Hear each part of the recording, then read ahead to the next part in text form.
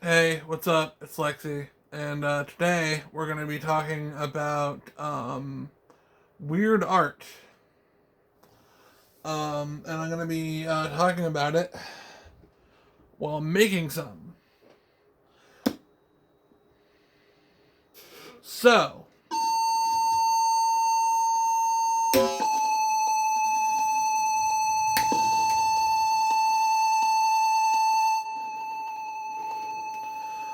first of all, I want to say weird art is very important. And let me tell you why. First of all, if you don't have weird art, you have no innovation. Because weird art is, at its core, experimental. And experimentation is the basis of innovation. When you have somebody doing something just weird and out of the ordinary, you'll usually have somebody copying them,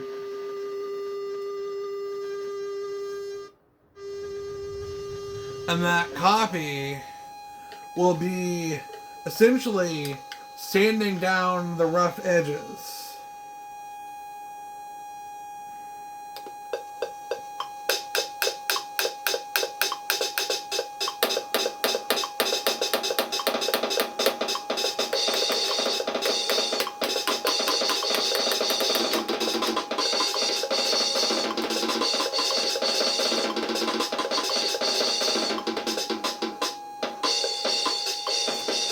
And when you have that, it's obviously going to take you from the same five pop songs to 100 gex. I'm going to turn this down a little bit. Because when you have 100 gex, like one of the big things that you think of with 100 gex is pitched up auto tune. So you have the vocal effects that were pioneered by T-Pain, and T-Pain is not who you think of when you think of experimental artists. However, before T-Pain came along, you didn't really have near as much people using auto-tune as a vocal effect. He pioneered it as sort of a digital talk box effect. So he was an experimental artist in that way. And the other thing that was experimental that led to the vocal effects of 100 gex is Nightcore. Nightcore is a genre that was born of a music class, and somebody had some Eurodance music, and they wanted to invent a new genre. That was the task, and they just took it, the Eurodance music, they pitched it up, wardrobe malfunction, not the fun kind. They pitched it up,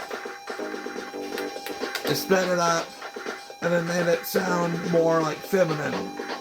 And I guess made it sound younger as well. And that became associated with anime girls, and that's Nightcore. And that was really just somebody fucking around with Audacity.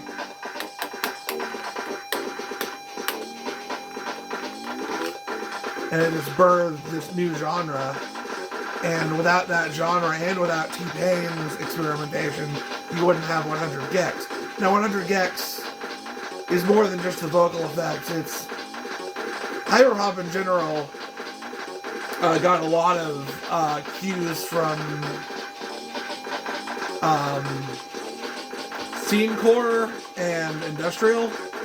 Scenecore, essentially, like, some of it anyway, especially the crunkcore, is like, crunk was very popular, like, southern rap, not trap, but like an older kind. The adults in the audience will know what I'm talking about. And then you have like, the core part of the crunkcore is like metalcore and like deathcore. And what the crunkcore people did is they just used like very like crunk lyrical content and like just garage band loops of like crunk songs, and they used like the like screaming metal vocals, and that made crunkcore.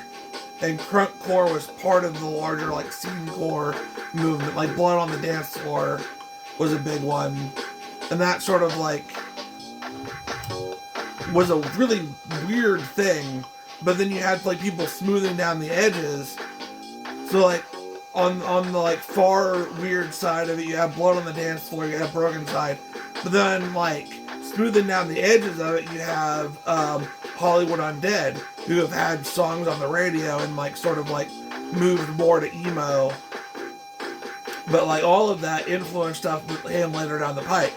And then you have like most hyperpop is like ultra weird. You have like popular stuff that's like slightly less weird, like 100 Gex.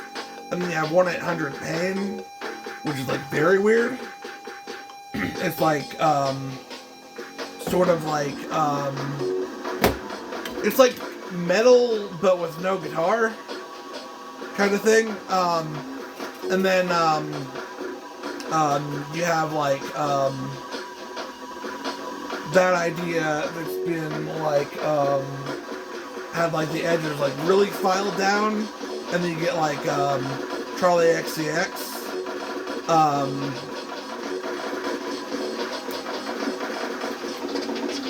But you have like all of these like strange ideas, and if you didn't have that, you wouldn't have like as much innovation in like the mainstream space. But another very important thing about weird art is if you don't have weird art and weird artists and people doing weird things, mostly just for the sake of doing weird things, you sort of allow corporate mainstream bullshit to take over. It's like a stopgap against everything being like commercialized Disney bullshit. And there's nothing wrong with commercialized Disney bullshit, but it's barely art. I mean, I know that sort of diminishes the work of the people making it, but like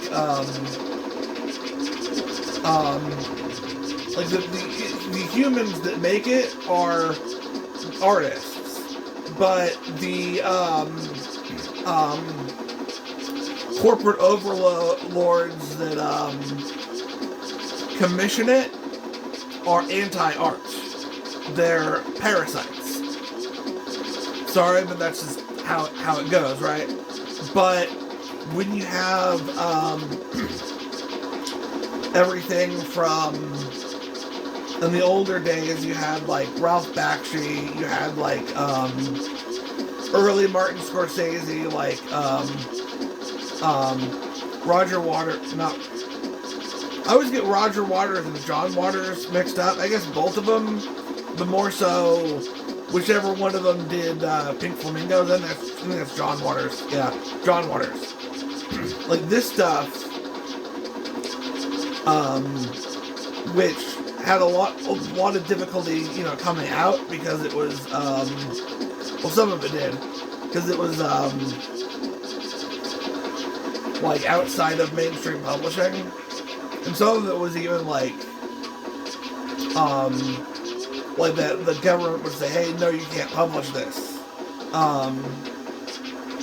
You have like that through line to like YTP, which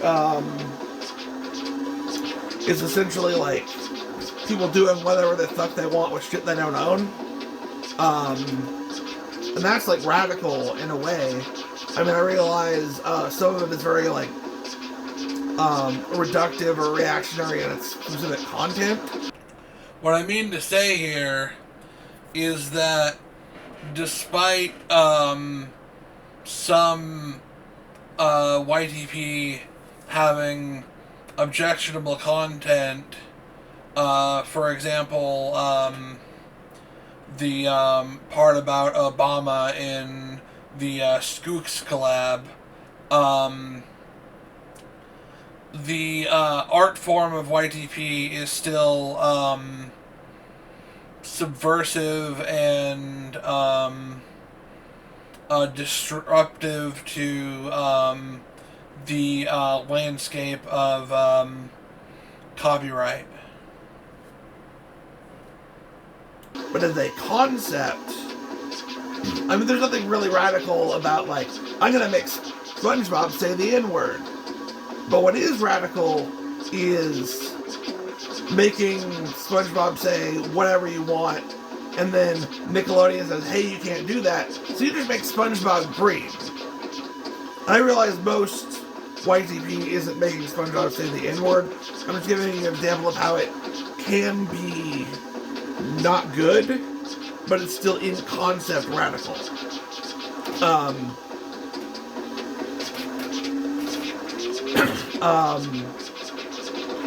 So you have that aspect of it. And then you have like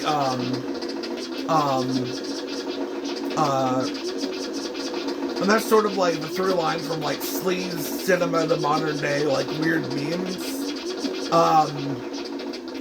And the ultimate expression of that through line is like The People's Joker, which is a movie that almost didn't come out because it was a DC comic movie that was made without any approval from DC.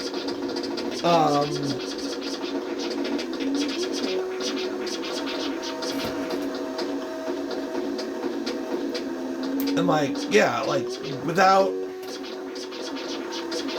weird art, we have two problems. We have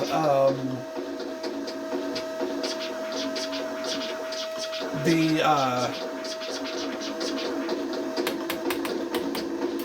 entire media landscape being dominated by slop.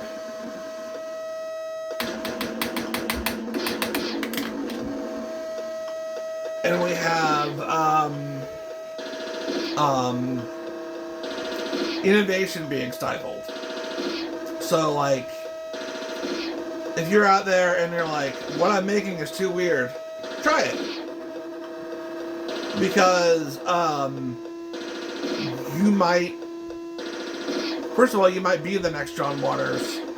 And second of all, your like weirdness might inspire the next like Avatar or whatever, something that's like hugely creative but not in a weird way. Like without like weird art, freak art, sleaze art, all of this is the bedrock of innovation and of a healthy art landscape that has the ability to be anything but corporate slop. So I'll leave you with this. When Frank Zappa signed Alice Cooper, he said, "I don't get it." And Alice Cooper thought that Frank Zappa was going to shut him down or like turn him down, and Frank Zappa basically said, "No, you don't understand. I don't get it." And that's important to have. Like, if everybody gets it, if it's for everybody, then it's for nobody. So get out there and make art.